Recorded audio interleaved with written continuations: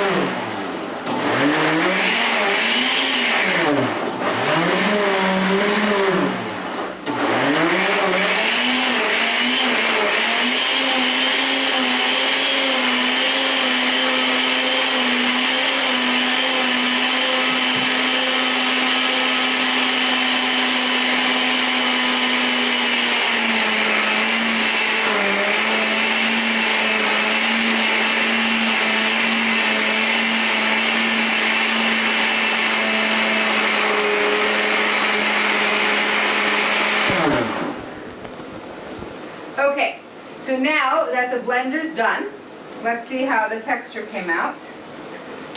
Get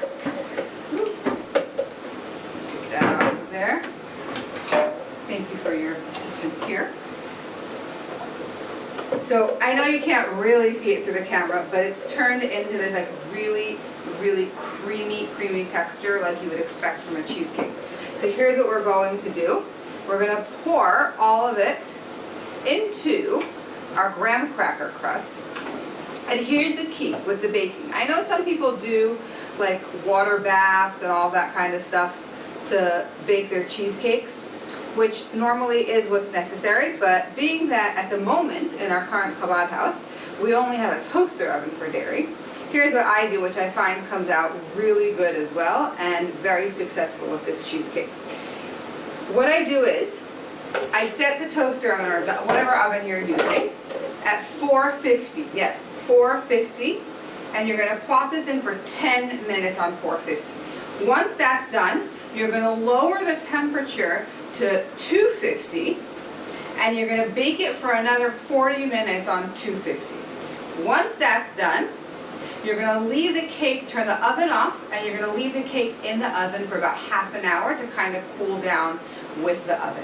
After that, take it out, let it cool completely, and enjoy.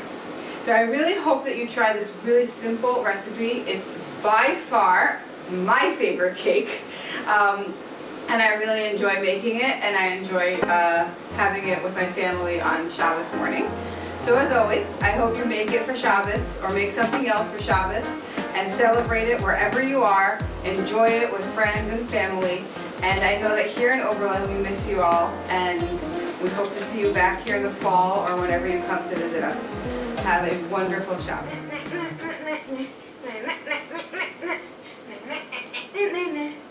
Tequila.